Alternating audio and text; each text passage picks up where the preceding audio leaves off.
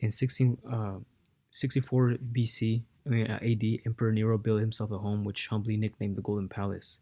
Clearing the land necessary for construction meant seizing property from numerous ordinary Romans, which, as you might imagine, wasn't a super popular move. The Senate did not like Nero either and actually plotted his assassination. Before they could get to him, he ended up taking his life. After Nero's death, the empire quickly cycled through four other corrupt emperors. Then, in 69 AD, Vespasian seized power. When Vespasian came to power, the political climate was dangerous. Was a dangerous one for emperors. Vespasian wanted to restore public favor, so he decided to build a public sporting arena. The location was selected as a political move. The arena would be built over the Nero's prized Golden Palace. Vespasian did not want to collect more taxes from Roman citizens, as Nero had done, so he decided that he would get the funds from invading Jerusalem. In 71 AD, the Romans were triumphant in capturing the city, and the immense bounty collected from the city was enough to begin construction. A picture from the spoils of war in Jerusalem. Construction began in 73 AD. It was completed in about 7 to 8 years. Vespasian did not get to witness the arena's grand opening. He died in 79 AD, and his successor, Titus, opened the Colosseum in the year 80, before its full completion to honor his father. Because the Colosseum was built over the Golden Palace, a man-made lake, it had to be flooded. The construction would be require drainage 26 feet beneath the surface to divert rivers and streams that flowed from the nearby hills. It would also mean that the concrete foundations of the Colosseum would have to run extra deep to prevent collapse. The lowest part of this foundation is 42 feet deep.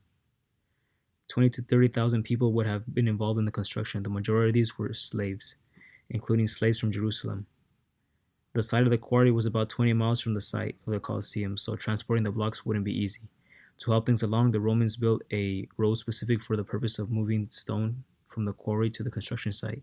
Each cart load contained 30 to 50 stones. In total, the Colosseum consists of 100,000 blocks of travertine.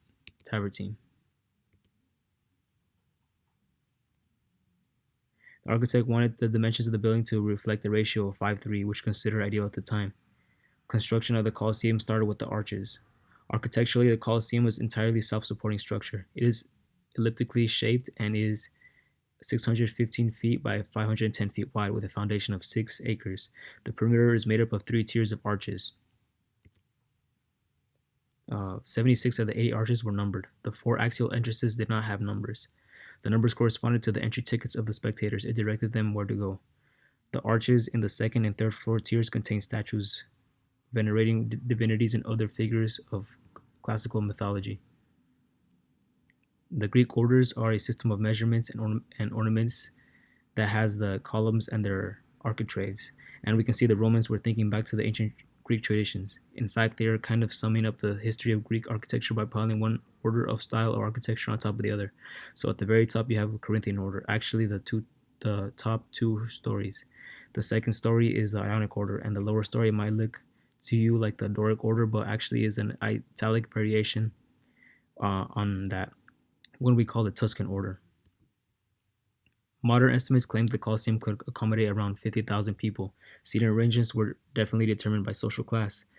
As it was the case with distinctive entrances, special boxes were provided at the north and south ends, respectively, for the emperor and the Vestal virgins. Naturally, those seats had the best views of the arena. The senators, senatorial class filled up the space between the emperor and the virgins. In fact, the names of some of the 5th century senators can still be carved into the brick, can still be seen carved into the brickwork. The tier above the senators were occupied by the nobility and knights. The next level up was reserved for the working class and was divided into sections. The lower part was for the more affluent citizens, while the upper part was for the more poor citizens. Later, another level was added at the very top of the building, used for commoners, slaves, and women. This was a standing room only area. Everyone except the people in the front rows would have been tightly packed with maybe 1 foot of personal space and 2 feet of legroom. On the second floor is the introduction of something completely innovative. It's called a groin vault.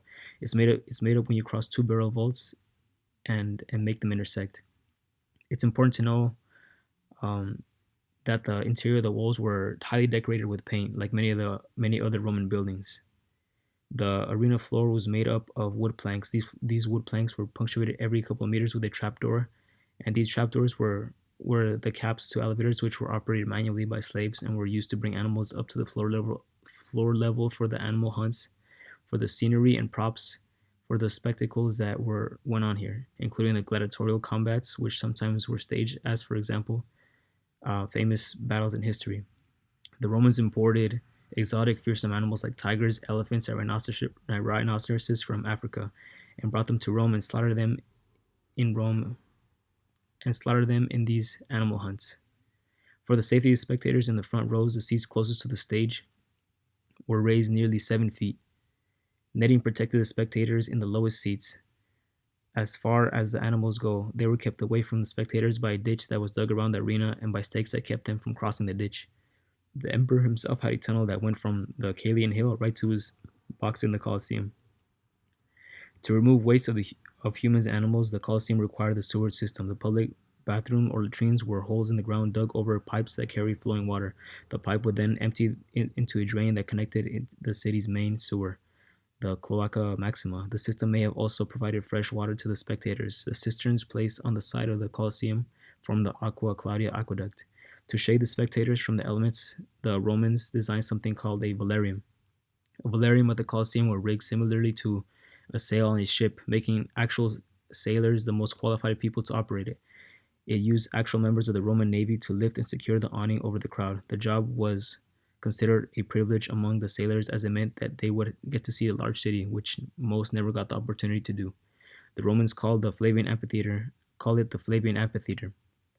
It began being referred to as a Colosseum in the Middle Ages because there had been a colossal statue next to it.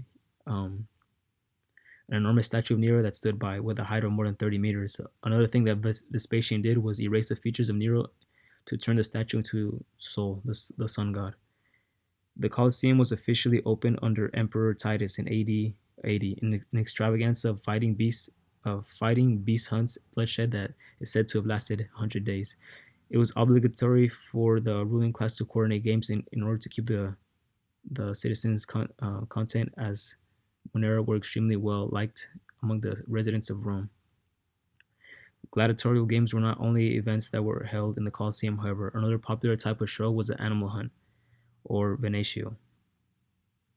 Executions were also held in the arena, however, were not as popular as with the spectators of gladiatorial games. Gruesome spectacles, which even included people being burnt at the stakes or being tied to the stake and being mauled to death by animals. In the 400 years in which the Colosseum was the Roman entertainment center, 400,000 men and 1 million beasts were killed.